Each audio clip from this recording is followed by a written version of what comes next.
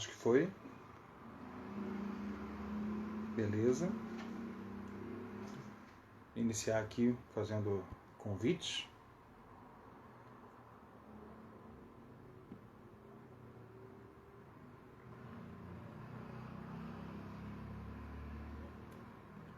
Aos pouquinhos.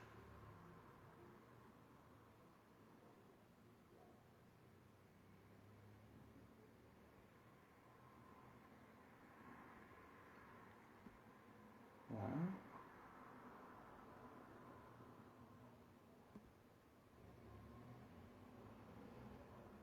Só o interior.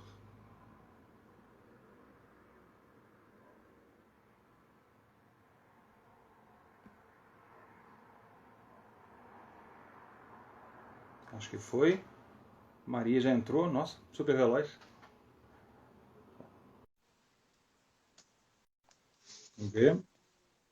Oi, Cláudia.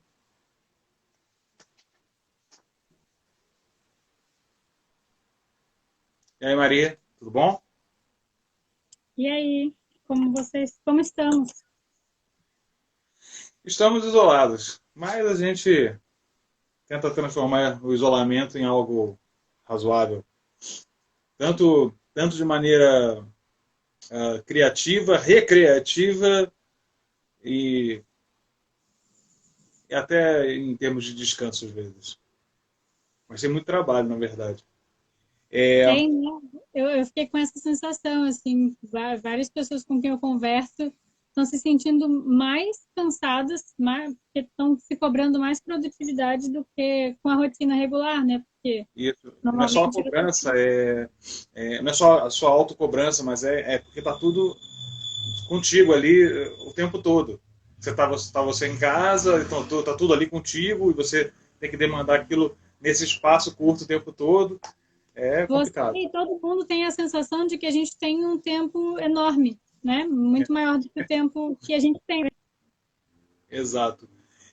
Maria, aí tem a sua conexão tá com alguma instabilidade, mas eu vou começando logo, até porque a gente está tentando, tá gravando essas lives e a gente está colocando na nossa página no YouTube. Uh, primeiro agradecer a todos que estejam vendo, que estejam vendo ao vivo ou que vejam depois no YouTube. Agradecer a Maria a disposição da fala, né? A disposição da fala. E eu acho que a minha voz está vazando aí, Maria. A disposição da fala, Bernardo, tranquilo? Entraram algumas pessoas, deixa eu só falar com elas aqui, Maria, porque tem uma dinâmica Instagramer que eu estou tentando aprender, é muito difícil. Não sou muito habilidoso com essas coisas, mas eu tento. Bom, agradecer a todo mundo que tem participado, que tem atuado, agradecer a Maria a disposição para falar sobre o tema, sobre o tema da educação e o Covid-19. Pedir para seguir as nossas páginas, tanto aqui no nosso perfil no Instagram, quanto nosso canal no YouTube, para onde vai esse vídeo, quanto a nossa página no Facebook. É só procurar Pessoal Teresópolis ou Pessoal de Teresópolis que você acha. Tá bom? É,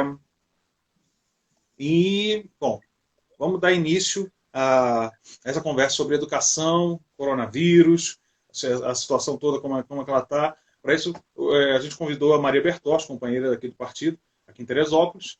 E, Maria, se apresenta, faz aí um alô aí para a galera.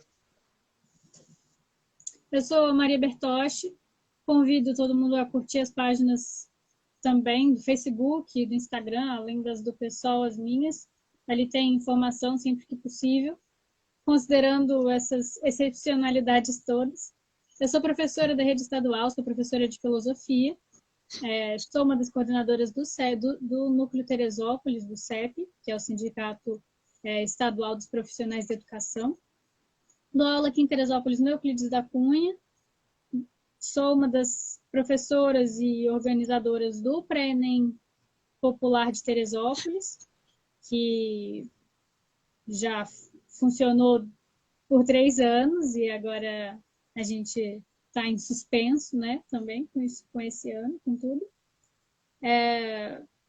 E é isso, estou aqui em Teresópolis dando aula no Euclides da Cunha há 4 anos, quase 5. E nasci aqui em Teresópolis também, então eu tenho uma ligação afetiva com a cidade, mas agora a ligação é de trabalho e nessa área da educação. Então eu estou tentando acompanhar um pouco como é que a cidade está fazendo para lidar com essa excepcionalidade. É muito complexo, é muito difícil pensar como é que a gente vai resolver o problema da educação nesse momento. Maravilha. Eu vou fazer um negócio que eu sempre esqueço de fazer. Sou Rodrigo Cossenza, sou secretário-geral do Pessoal Teresópolis, sou professor também, e estou conduzindo aqui essas conversas pelo diretório nesse momento de isolamento. Maria, antes da gente entrar propriamente na questão da educação, ou seja, do tema central, queria que você desse assim, um parecer de como é que você está vendo, como é que o município de Teresópolis está compreendendo essa situação do Covid-19, os perigos que isso causa. Dá um parecer mais geral, assim, por alto, para a gente poder logo em seguida entrar na questão da educação. O que eu tenho avaliado, da onde eu observo, com as pessoas com quem eu tenho conversado, é que a Prefeitura de Teresópolis está tomando as medidas que a Organização Mundial de Saúde recomendou. É claro que tem disputas e tem uma tentativa de negociação da Prefeitura com a parte do empresariado da cidade. Teresópolis, a gente sabe que é um reduto de apoio ao presidente, e o presidente, ao contrário, tem errado todas as vezes em que pôde. Então, como não dá nem para comparar ele com um estadista, porque é muita incompetência, muita irresponsabilidade, e aí nesse sentido, para a gente aqui em Teresópolis, é um alívio que a prefeitura não esteja aderindo completamente aos direcionamentos federais, porque embora o Ministério da Educação tenha acertadamente prorrogado por mais 30 dias o recesso escolar, a suspensão das aulas, o governo federal tem insistido em errar, né? Junto com o governo americano, junto com as pessoas que diminuem a gravidade dessa pandemia. E eu acho que a gente tem um problema social muito grave, inclusive pensando qual é a responsabilidade da própria presidência nisso, mas na manifestação e divulgação de notícias falsas, assim, se antes era parecia só um posicionamento político, ideológico, agora fica claro o quanto que é perigoso um posicionamento político ideológico desse tipo, né? Então, a gente vê em grupos de apoio ao presidente mensagens falsas sendo trocadas o tempo todo, na intenção de diminuir a gravidade da doença, na intenção de confundir a população. E aí eu acho que, nesse sentido, é muito importante que as prefeituras tenham um posicionamento firme, né? E eu acho que, nesse sentido, a gente agora saindo... Eu ontem tentei ir ao mercado e não podia entrar porque eu estava sem máscara. E é claro que foi uma decepção não poder entrar, mas foi uma boa notícia, no sentido de que a prefeitura está tomando as medidas que pode, né, que são possíveis. E é isso, você não entra mais em estabelecimento comercial sem máscara. Isso tudo a gente tem que debater com os profissionais da saúde, porque, claro, tem um monte de detalhes no uso da máscara que tem que ser observados. Não é só usar a máscara que deixa seguro, que dá segurança para a gente, mas é importante que a gente esteja consciente de que esse é um momento excepcional e de que a gente precisa de cuidados excepcionais, de que algumas regras vão mudar daqui para frente, e eu acho que isso é visível na educação. É um momento de tensão para a gente, porque a gente não sabe como as coisas vão ficar, mas a gente tem que estar preparado, ser corajoso e firme. Maravilha. Bom, para a gente entrar diretamente na questão, primeiro dar um alô aí para o Bulo, Odemar, Carol Fernandes, que acabou de entrar, abriu aqui um acenozinho, vou acenar. Então, você apresentou aí um parecer mais geral, mas a nossa conversa aqui é sobre a questão da educação, principalmente. E a gente sempre tenta partir do nosso terreno, da nossa localidade, né? Ou seja, a educação em Teresópolis, para depois pensar em âmbito mais geral. Ou seja, como é que a gente está vivenciando as coisas e pensar em âmbito mais geral. Bom, o que eu vou perguntar para você aqui é o seguinte. Como você está vendo a postura da prefeitura nas suas determinações, na sua política para a questão da educação sob Covid-19? Então, eu estava estudando, dando uma olhada no plano de ação da prefeitura, da Secretaria Municipal de Educação. E aí conversei com alguns colegas e companheiros da rede municipal. Eu sou da rede estadual, né? Então eu trabalho no estado com ensino médio. Mas a rede municipal ela é uma rede muito grande, porque ela abrange desde a creche, educação infantil, né? Hoje a gente não fala mais creche, mas desde a educação infantil até o 9º ano. Então, são muitos anos, de muitos segmentos, são realidades muito diferentes. Como é que a gente vai pensar essa crise? Para creche, né? Para bebês e para crianças nos primeiros contatos e desenvolvimentos cognitivos, e como é que a gente vai pensar isso para...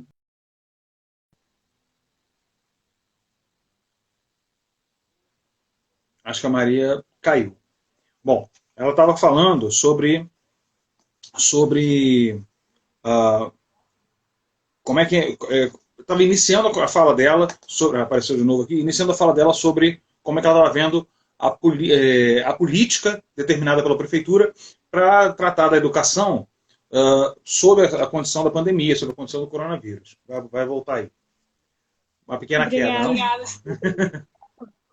por essa conexão. Fica tranquilo. A gente tenta resolver todo possível. O que é... Eu vou fazer um comentário... A avaliação sobre a prefeitura, que é exatamente isso, assim, né? Eu participei, assisti a audiência pública do Estado, aqui, à distância, e os deputados estaduais que estavam defendendo a necessidade de educação à distância parar online.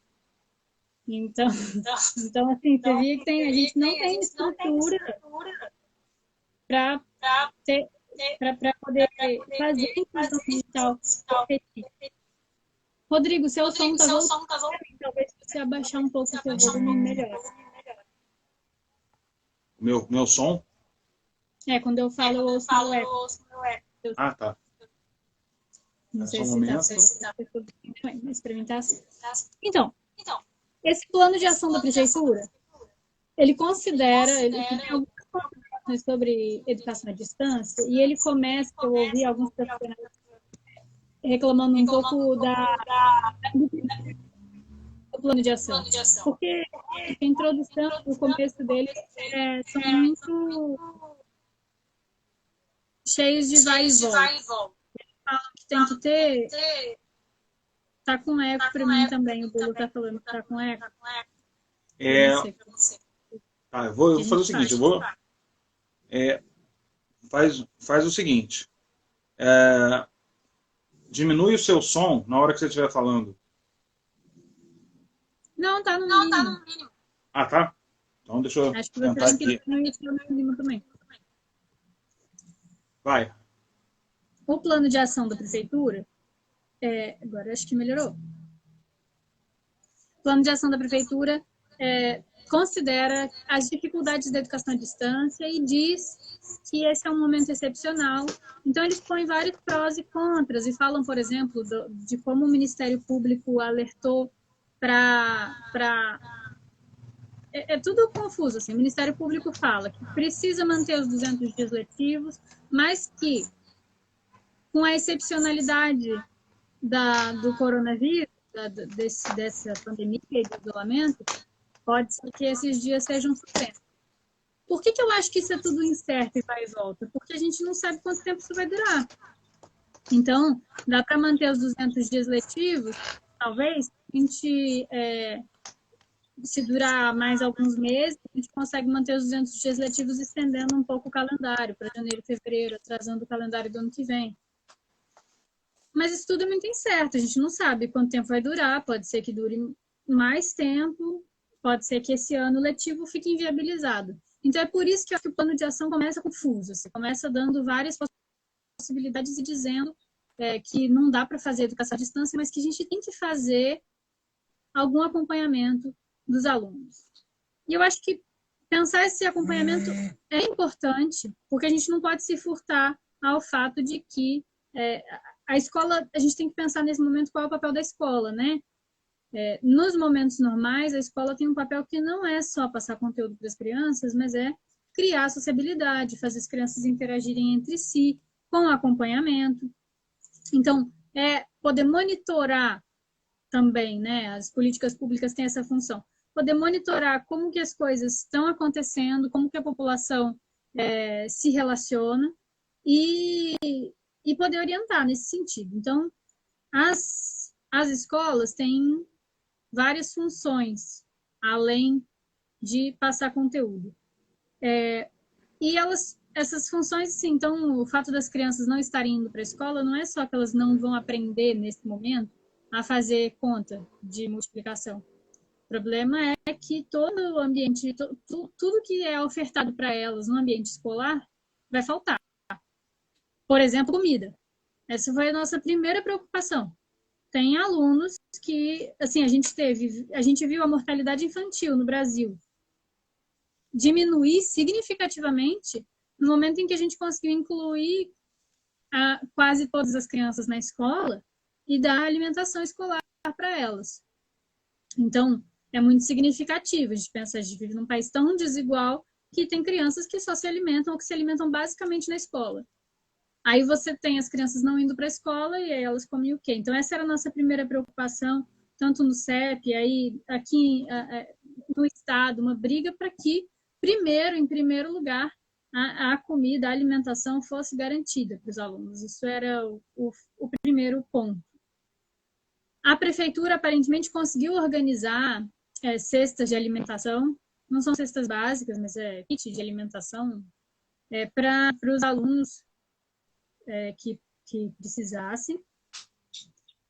Isso está monitorado por escola, então não dá para saber exatamente se todo mundo recebeu, se está falando, porque isso precisa ser com um acompanhamento da ouvidoria da prefeitura, né? Mas aparentemente a prefeitura se organizou para isso. É importante lembrar, a gente tem falado, eu tenho insistido que é importante que os alimentos da agricultura familiar continuem sendo comprados pela prefeitura e repassados para as famílias dos alunos e dos funcionários. Aconteceu uma coisa absurda e inaceitável, que foi a empresa terceirizada, a empresa terceirizada da merenda demitiu seus funcionários. E no caso do Estado, estavam 3 meses sem pagar. Então, a gente, no CEP, se mobilizou e fez um abaixo-assinado para que a prefeitura se responsabilize, porque a prefeitura não pode ficar contratando empresas terceirizadas que deixam seus funcionários inseguros, né? Demitem, não fazem pagamento e etc.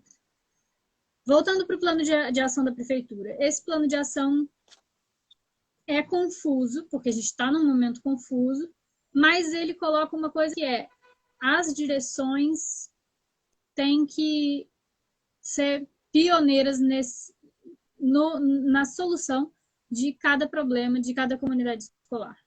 E, num sentido, tem que ser assim mesmo, porque as realidades escolares são muito diferentes entre si.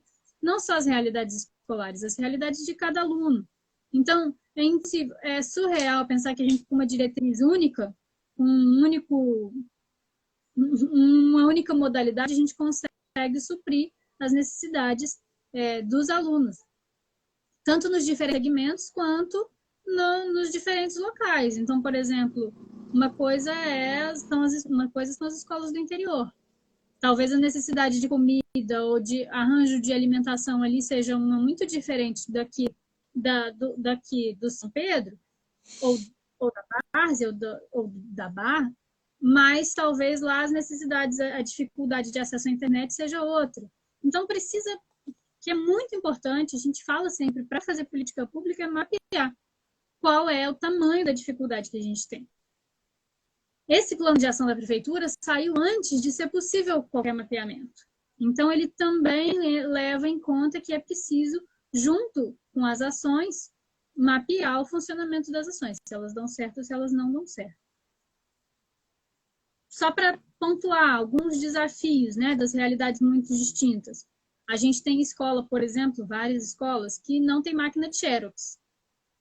Então, a prefeitura, as escolas, as direções estão tendo que se virar com o que elas têm de possibilidade.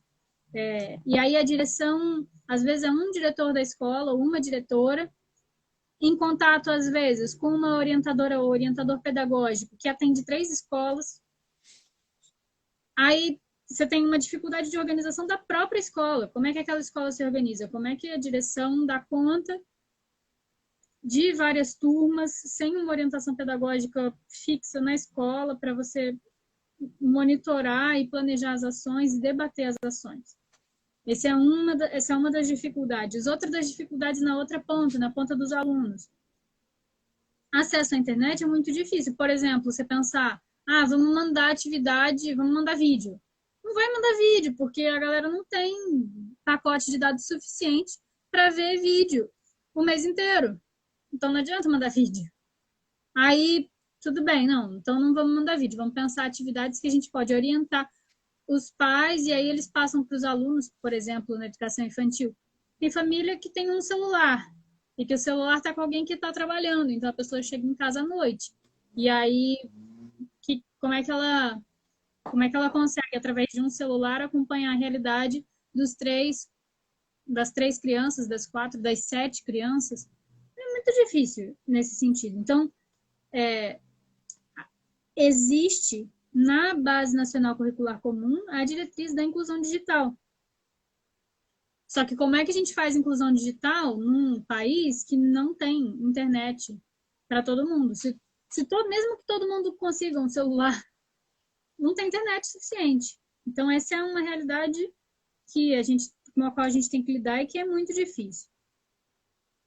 Ou seja, a gente tem um problema que você está apresentando. Bom, primeiro que a prefeitura minimamente pensou num plano de ação. Isso é algo importante. Tanto inicialmente para pensar de maneira mais geral como a cidade, como o município combateria a condição de pandemia, mas também pensando na questão da educação, algo importante. Porém, parece que não, fora alguns pontos, como por exemplo, deixar a cargo das direções e de cada unidade escolar pensar determinadas soluções, algumas questões infraestruturais elas ficam aquém das condições necessárias para que algumas dessas soluções sejam implementadas. Você citou aí a questão da internet. Isso dialoga, inclusive, até com a questão pedagógica. A relação com o ensino à distância é completamente distinta quando você vai pensar o ensino superior, ensino médio, segundo fundamental, primeiro fundamental infantil. Ou seja, o debate sobre isso não está feito e está se impondo um tipo de solução sem debater com os professores, conversar sobre essa questão. E eu sei que a demanda e a urgência é grande, mas vale mais a gente também estruturar as coisas de maneira a não deixar que os profissionais fiquem num clima de tensão de trabalho da maneira como eles estão.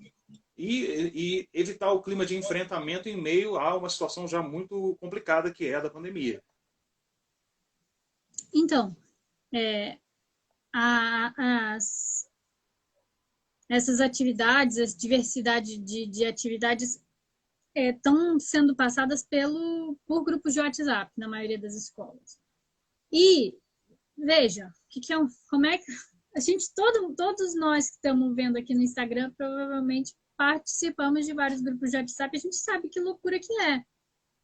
O celular não cabe mais coisas, você não consegue mais baixar os negócios, aí não dá para fazer o download, aí dá problema, aí você não consegue fazer backup, aí não consegue mais instalar nenhum programa no celular. Tem várias dificuldades. Mas, diante disso, a prefeitura fugiu um pouco das dificuldades, fazendo o quê? Dizendo, olha, não é educação à distância. A gente vai... Aliás, foi a saída que a Secretaria Estadual também falou, né? Não é educação à distância. É alguma coisa que a gente não sabe ainda o que é. Então, não está claro o que está sendo cobrado dos profissionais, o que vai acontecer com o profissional que não atender a demanda. Não está nada claro para ninguém nesse momento. Mas a Secretaria Municipal de Educação está cobrando das direções que acompanhem os trabalhos e que façam os trabalhos andar.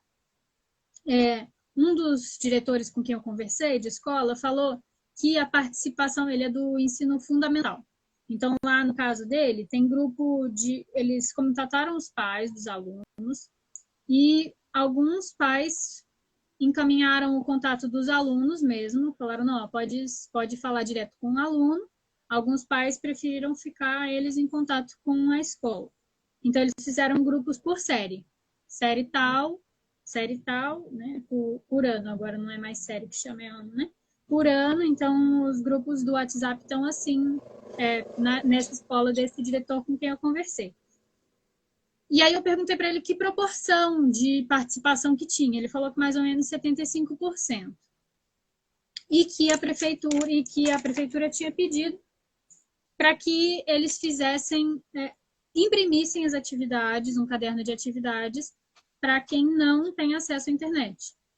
Então, a prefeitura fez essa demanda. Na educação infantil, os grupos de WhatsApp são com os pais dos alunos.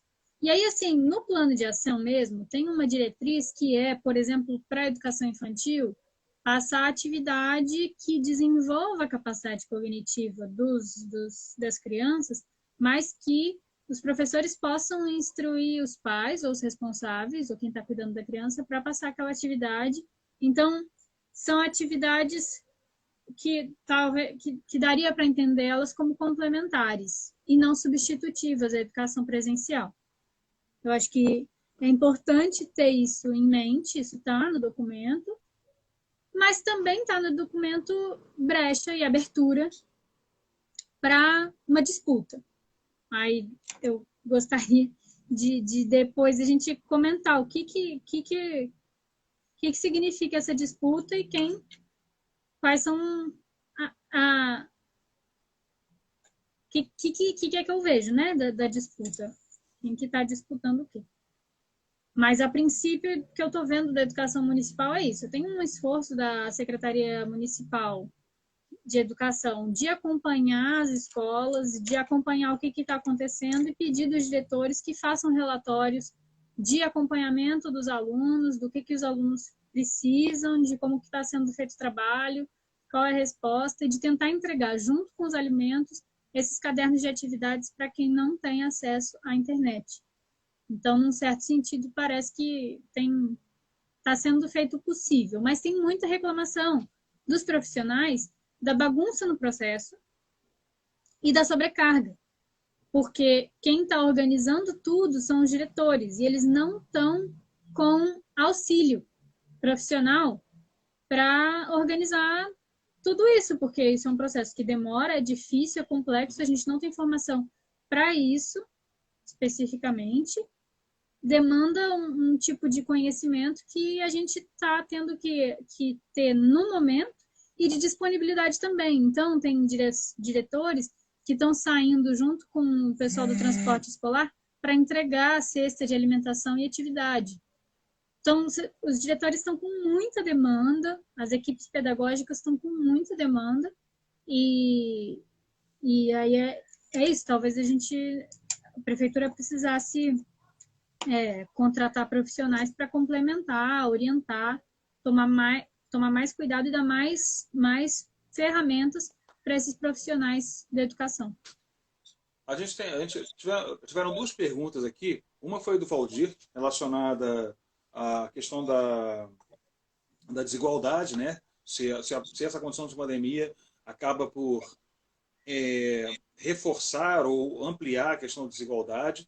E uma da Monique Sandin, que estava perguntando aqui se a gente pode falar um pouco sobre a aproximação docente com o EAD. Como é que está se dando essa aproximação? Você falou um pouco já disso, mas eu acho que você pode responder essas perguntas já encaminhando para algo, porque eu acho que dá para trabalhar tanto o município quanto o Estado, até porque está falando sobre desigualdade, que é algo que atinge a uma escala muito larga, assim como a questão do EAD, que é um problema também no Estado, ou seja, a política estadual sobre isso. Então, valeria você já dar um parecer, você é professora do Estado, está vivenciando isso, né? Dar esse parecer sobre como é que está se dando no Estado, pensa o município também, mas assim, e principalmente essas duas questões foram apontadas, tanto pelo Valdir quanto pela Monique. Então, no meu ponto de vista de profissional, né, trabalhando na rede estadual, a gente, na rede estadual, o processo ele é um pouco mais complexo, porque se você acompanha o município, tem muitas realidades dentro do município, mas a gente tem uma circunscrição mais ou menos delimitada. Na rede estadual, são 800 mil alunos. São, né, municípios muito diferentes, com realidades muito diferentes um do outro. Então, nesse sentido, a rede estadual coloca vários desafios que a Secretaria de Educação Estadual, no meu entender, não está dando conta de acompanhar. Então, a gente que é profissional foi orientado, e aí essa orientação foi virando um assédio moral para entrar numa plataforma, para usar a plataforma do Google, e aí eu posso falar um pouquinho disso já. Mas aí era entrar nessa plataforma e passar atividade por essa plataforma. Eles incluíram os alunos na plataforma, pedindo para que os monitores de turma, porque, veja, a gente está lidando com alunos um pouco mais velhos, né? Então a escola se reporta majoritariamente aos alunos. Pediram para que os monitores de turma fizessem um levantamento do acesso em cada sala e incluíssem nos grupos de WhatsApp as pessoas da sala, e aí por aí, e aí a Secretaria de Educação fez, a partir do sistema da Secretaria de Educação mesmo, do Sistema Conexão, fez essa plataforma online para que os alunos ali participassem, aparentemente é como um fórum. Eu não entrei nessa plataforma ainda, e a orientação do CEP é de que a gente, por enquanto, não pode ser obrigado a entrar por várias questões que estão em disputa. O Ministério Público suspendeu a plataforma por um momento, mas isso até que o secretário de Educação se explicasse sobre as desigualdades presentes nesse modelo de educação. E o secretário, em vez de se explicar, ignorou a determinação do MP. E a gente está vendo o que o governo estadual vai conseguir ou não fazer, e ele está tensionando para obrigar a participação dos professores nessa plataforma. O CEP, a rede estadual do CEP, é uma rede muito mobilizada, então o CEP consegue, de alguma forma, colocar alguns questionamentos que são muito importantes que a sociedade civil coloque. A questão de de quanto a gente tem acesso, de qual a qualidade desse acesso, de que tipo de atividade que a gente pode demandar, a questão do calendário escolar, de que isso não conte como atividade pedagógica curricular, que isso não conte como dia letivo. Por que a gente está brigando para que isso não conte como dia letivo? Porque a gente vai ter os alunos defasados, né? Sobretudo aqueles que não puderem acessar, não puderem participar com qualidade digitalmente. E aí, assim, a pergunta sobre se isso acentua as desigualdades. Eu acho que isso escancara a desigualdade de uma maneira... a gente olha, é perigoso, é triste, a gente fica, inclusive, assim, sem saber o que fazer nesse momento. Porque é isso, tem gente que não vai ter acesso à internet, tem gente que vai ter acesso, mas não vai de verdade. Porque vai conseguir acessar, mas não vai conseguir ver o vídeo.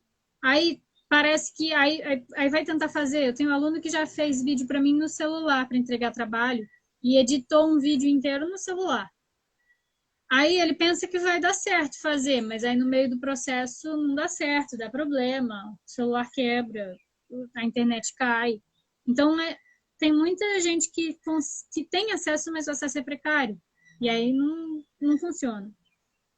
Na educação infantil, a gente tem um problema, e está colocado no plano de ação da prefeitura, que muitos pais, muitas famílias não dão conta, não vão conseguir acompanhar o desenvolvimento das crianças. E isso pensando criança, né, educação infantil. Agora, no ensino médio tem um problema maior ainda, porque o conteúdo é mais especializado. Então, como é que os pais, como é que a família vai conseguir dar uma orientação que muitas vezes não teve? 60% só 60% dos adultos de Teresópolis concluíram o ensino médio. Então, é uma etapa da educação pela qual uma grande parte dos pais dos alunos do ensino médio não passou em Teresópolis. E aí, como é que orientação, né, que esses alunos conseguem ter? Ah, não, mas aí eles conseguem falar com os professores pela plataforma online. Isso tudo tá muito mal ajustado. E tem uma preocupação que não pode ser a preocupação principal, que é a preocupação curricular, né? Nesse momento em que está tudo incerto, em que as pessoas, os alunos, não sabem se os pais vão manter seus empregos, tem aluno que está tendo que trabalhar, tem realidades muito distintas. Então, como é que a gente vai fazer para cobrar a mesma coisa? Não, a gente vai cobrar horas de acesso de cada aluno. É impossível cobrar esse tipo de coisa nesse momento. A gente ainda não viu a secretaria querendo medir, quantificar e cobrar o acesso nesse sentido, mas é possível que daqui a pouco a gente veja. Então, é importante, é muito importante estar atento a isso. E os profissionais da educação insistem que é importante a gente botar limites à educação à distância. Porque uma coisa é você decidir fazer um curso técnico, não, vou decidir aprender violão pelo YouTube. Outra coisa, ou então você se dispor a fazer uma faculdade à distância, você vai lá, paga uma mensalidade, faz a faculdade, tem orientação dos professores. Isso é uma pessoa com maturidade que escolheu aquela orientação na vida, né, de estudar aquilo. A educação básica não é isso. A educação básica é obrigatória para os alunos, então não é opcional. A educação básica tem a intenção de formar integralmente o aluno, então tem que formar ele na sua socialização ampla. Então, assim, a gente aceitar. E eu acho que talvez esse momento de pandemia sirva para a gente ver que não dá para aceitar que a educação à distância seja um modelo hegemônico de educação, seja um modelo aceito de educação para a educação básica. Isso já é complicado na educação superior, mas na educação básica isso é impossível. Compreendi. E aí a disputa, assim, agora o governador falou, o Pedro Fernandes, secretário de Educação, falou, prometeu que vai trabalhar para ter aula pela TV aberta, pela Bandeirantes, pelo SBT. Outro problema, os acordos de educação à distância que o Pedro Fernandes está fazendo são com a Google, são com as operadoras telefônicas. Então, assim, tem um monte de gente tentando participar desse debate que é gente com interesse econômico, financeiro, empresarial. Espanta Não é gente com muito. interesse na educação como um direito, na É, educação como um direito de todo mundo, de ter acesso. me espanta Então, assim, muito, inclusive, esse alijamento de professores, dos profissionais da educação como um todo, do debate. Eu vou dar só um parecer que talvez dialogue um pouco com isso, porque você citou o Pedro Fernandes, e eu sinto isso, eu tenho sentido isso em algumas figuras públicas, alguns secretários, às vezes ministros, presidente da República, prefeituras e afins, que é a de não utilizar os meios institucionais para poder fazer os acertos, os comunicados. E fica essa coisa de utilizar esses meios informais que servem para você dinamizar a comunicação, mas se você não utiliza os meios institucionais, fica esse clima do será que é isso mesmo? Tem que esperar sair no Diário Oficial, tem que esperar sair alguma declaração, e fica sempre esse clima de incerteza. Parece que é sempre tentando um balão de ensaio para ver se a medida tem ou não repercussão e alguma contraposição, e para ver se pode tocar ela para frente. Um outro problema, você acabou de falar que é assustador, que é como estão se dando os acordos com essas empresas, porque são empresas. Como é que esses acordos estão acontecendo? A revelia do diálogo com os docentes. Como é que esses acordos estão acontecendo? A revelia da relação de pensar a pedagogia junto com os profissionais da educação, no caso do Estado. Mas isso vale para município, vale para pensar o particular também. Então, como é que tá se dando isso dessa maneira? Ainda mais essa questão da TV aberta, como é que fica direito de imagem de professores, material que está sendo produzido. não, né, a própria lógica escolar, assim, né, da convivência, de como é que o que é uma aula. Aí você vai pegar, vai fazer uma aula que vai ser alguma aula padrão para passar para todo o estado. E aí o perigo né, a gente vai se acostumando. Então, como é que aí as pessoas vão se acostumar à ideia de que algumas aulas é melhor ter uma aula gravada do que ter com professor X de quem eu discordo, do que ter com o professor. Então, a gente tem, na verdade, um problema que é uma cultura escolar muito fraca. A gente não tem uma cultura escolar propriamente dita, republicana, em que a gente enxergue a escola pública como um patrimônio nacional. A gente não tem isso. Então, assim, a classe docente, a categoria, fica brigando para que a educação seja vista como um direito, para que a gente possa pensar a educação de um ponto de vista nacional, para que a gente possa pensar o que é a educação pública nacional. Isso em algumas escolas é um debate, em alguns países é um debate que já foi feito. Os países já entenderam que a educação é uma questão estratégica nacional de de que país a gente quer construir. Quais são os valores, quais são as diretrizes, de que a gente precisa da educação de qualidade, dar acesso à educação para todo mundo. E aí, por exemplo, né, pensando agora a questão do Enem, a gente no Brasil não faz esse debate, ele não entra de verdade no senso comum, porque se a gente for encarar que a educação é um direito de todo mundo, não tem que ter vestibular, tem que ter vaga para quem quiser fazer faculdade, porque a educação tem que ser um direito acessível. As pessoas, eu quero fazer faculdade, beleza, vai fazer faculdade, tem que ter vaga para as pessoas. Você não pode ficar selecionando, você não é muito bom para estar aqui. E aí tinha alguém que estava comentando agora esses dias, né, do quanto que a ideia de reprovação é uma ideia que culpabilizava o aluno, num certo sentido, de que você não aprende, você não é competente o suficiente para ir para a próxima etapa, ou então o professor. Você não foi competente o suficiente para ensinar o aluno para que ele pudesse ir para a próxima etapa. Mas não pensa a estrutura como um todo. E aí, vou dar um exemplo simples, assim, por exemplo, qual a diferença, uma das diferenças, né, que agora fica muito evidente para os profissionais que estão trabalhando nesses lugares, uma grande diferença entre a escola pública e a particular, se você for ver aqui em Teresópolis, por exemplo, a partir do Euclides da Cunha.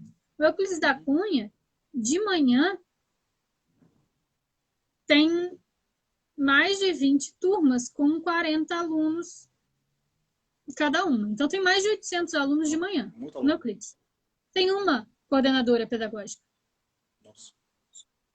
Para 800 alunos. Então, agora, nesse momento, essa coordenadora tem que contatar os alunos, saber quem teve acesso, saber quem não teve, saber que é aluno que está sem comida em casa. Sabe?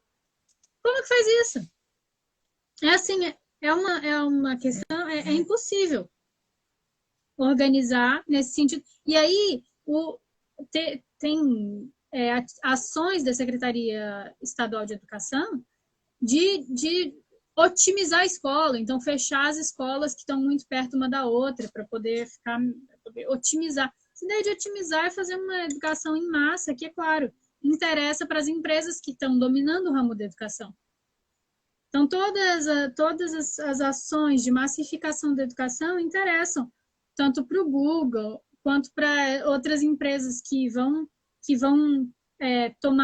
ganhar espaço agora nesse tempo de educação à distância, ou atividade à distância, ou educação remota, como queiram chamar, essas empresas vão ganhar espaço. E aí tem uma disputa da gente que é profissional de pensar como que a gente vai pensar esse momento. Como é que a gente pode planejar, organizar esse momento para que a gente consiga não só atender os alunos nas necessidades educacionais deles e os profissionais de educação, mas também para que a gente consiga deixar evidentes as falhas do projeto de precarização da educação. Deixar evidente para os alunos, para os profissionais e para as famílias. Vai ser difícil deixar evidente porque essas grandes companhias tapam buraco. Vai ter a aula do telecurso na TV. Então, vamos dizer que está tendo aula. Você põe a criança lá, obriga ela a assistir e diz que está tendo aula. A gente vai precisar de sagacidade, sabedoria e jogo de cintura para poder ultrapassar o véu de que isso tudo está funcionando. Vai precisar mostrar, olha, que não vai funcionar desse jeito, não funciona. E a gente precisa, assim, os estudiosos da educação no Brasil, todos são unânimes quanto a isso, a gente precisa de um projeto de educação para o Brasil que funcione, que seja efetivo, né?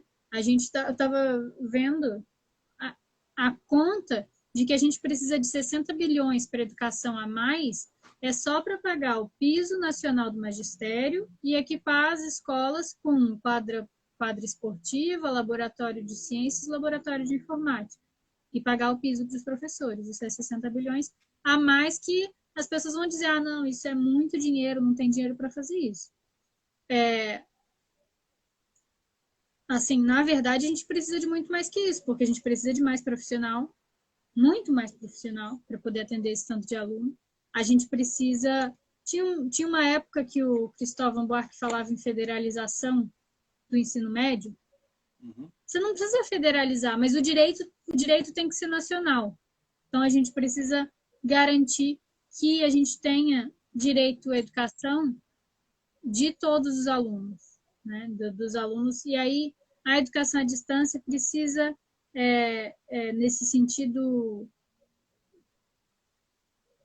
compreender que a gente precisa compreender que a educação à distância não vai suprir as necessidades.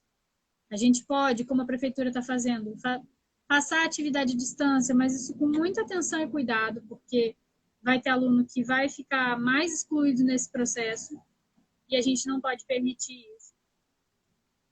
E a gente precisa disputar essa narrativa e conseguir, porque, veja, também tem uma oportunidade muito grande nesse momento de crise, que é a gente repensar o nosso sistema educacional, repensar a nossa organização social como um todo. Em que direção que a gente pode caminhar, né? Então, Maria, bom, eu tenho que fazer esse trabalho maravilhoso de encerrar as coisas. É, terrível. Porque é uma conversa muito, muito importante e a gente vai fazer uma nova conversa certamente sobre isso.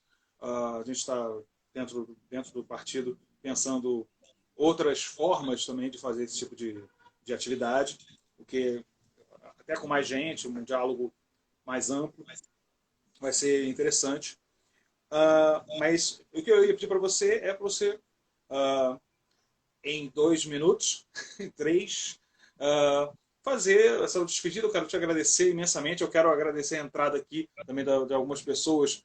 Eu sei que entraram Rayane, Carol Quintana, Amanda Schultz, Daiane Ferro, uma galera entrou aqui. A Buli Preta, Hanna T18. Bom, agradecer a todo mundo que está aí acompanhando e lembrar que a gente está tentando fazer essas lives sempre dialogando com esse momento atual, mas pensando as questões estruturais da sociedade. Maria, despedida aí e depois eu dou o encerramento. Eu queria agradecer também a todo mundo que assistiu. Eu acho que a gente está num momento muito, muito desafiador para todos nós, né? Inclusive, tenho visto aí nas redes piadinhas, tipo, não, meu Deus, mais uma live. Então, eu queria agradecer a todo mundo que teve a disponibilidade de assistir, de comentar, de dar um oi, de fazer pergunta. Eu acho que a gente vai precisar de muito debate para poder entender o que está acontecendo e conseguir soluções efetivas. Eu acho que o debate da educação é sempre um debate muito rico, onde a gente pode ganhar muito. Eu sugeri, ainda não entrei na plataforma do Estado, estou resistindo o quanto puder, assim, por enquanto, mas eu estou pensando atividades para os alunos, já tenho algumas atividades pensadas e eu acho que as atividades hoje têm que ser supracurriculares, né? Claro, por exemplo, se eu for pensar do ponto de vista da minha disciplina, né, que é filosofia, é claro que a tradição filosófica é insubstituível. Tem nada que você aprenda que substitua o conteúdo tradicional do cânone da filosofia. Platão, Aristóteles, Descartes, a modernidade, como é que a gente entende tudo isso? Não? É insubstituível. Mas nesse momento, é importante que a gente pense o que está acontecendo agora. E aí eu peço para os meus alunos, e estou pedindo e organizando essa lista, para que eles façam um registro da experiência deles. E aí isso eu acho que serve para todos nós, assim, essa é uma atividade super escolar também, uma atividade de reflexão que eu acho que é muito importante e valiosa da gente fazer. Diário, registro, quanto mais registro possível a gente tiver desse momento, mais a gente vai conseguir reelaborar e compreender ele melhor depois que ele passar. E aí, assim, as coisas nas redes é um pouco o que está salvando a nossa sociabilidade, mas na rede é tudo muito, muito volátil. As coisas passam muito rápido. Então, papel, caneta, caderno é o que eu estou pedindo dos meus alunos para que escrevam o que eles estão experimentando, passar uma lista de referências, de filmes, de artigos de filosofia sobre o nosso tempo, sobre esse período, para a gente poder pensar com mais instrumentos, para a gente ter mais referência para pensar esse momento, e escrever. Eu acho que esse é o momento de escrever bastante, para que quando a gente voltar à presença uns dos outros, a gente possa trocar esses registros, reavaliar os registros, refazer, e poder entender esse período, mas com esperança e coragem para que a gente mude o que não está funcionando e faça funcionar e faça com que todo mundo, de fato, possa acessar a educação, a reflexão. O conhecimento é um negócio inesgotável, tem coisa para conhecer aí sem fim, E é um negócio que quanto mais democratizado for, melhor.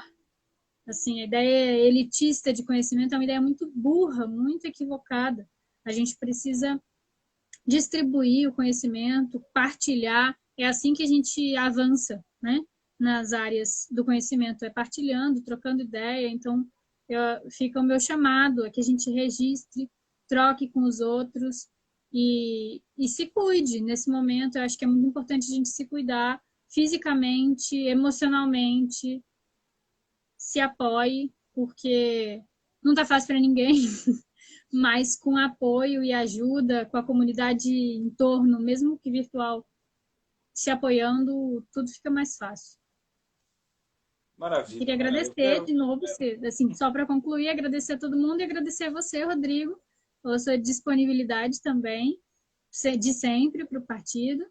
E é isso aí, temos muito trabalho, né, no partido pela frente, então agradecer a todo mundo que está junto, online, e é isso aí. Obrigado, Maria, pela disposição para falar. É um assunto que tem muita coisa para falar. A gente acaba falando vários temas que abririam conversas outras, bem específicas sobre cada um deles. Mas acho que você tocou em elementos centrais, assim, que é a questão da participação efetiva dos profissionais de educação, como a gente está lidando com a tentativa de ampla mercantilização do universo do ensino e esmagamento da condição do trabalhador da educação. Ou seja, tem uma série de elementos que foram postos aqui. E os elementos centrais que eu acho da conversa, que são como a gente está vivenciando isso em Teresópolis. A gente conversou bastante sobre isso no começo da conversa, como é que Teresópolis está lidando com isso, principalmente no terreno da educação. Muito rica a conversa, muito, muito importante. Agradecer a todo mundo que entrou, eu vi ele que entrou, o pessoal, até para não ser injusto, eu vi que o Wallace entrou, o pessoal do ex-socialismo do pessoal do Rio de Janeiro, Cadu. Bom, com a galera, eu quero agradecer a todo mundo, lembrar a todos de curtir o perfil aqui do Instagram. A gente tem nossa página no Facebook, se puderem curtir por lá também. E conseguindo, a gente disponibiliza essa conversa depois no nosso canal no YouTube. Quero mandar um abraço para todo mundo. Fiquem em casa, lavem as mãos, preservem suas vidas, preservem as vidas dos seus entes queridos, preservem a vida da sociedade como um todo. Essa é uma tarefa de todos nós e, bom, vamos em frente, vamos à luta, vamos à vida. Um abraço. Valeu! Tchau, gente. Obrigada.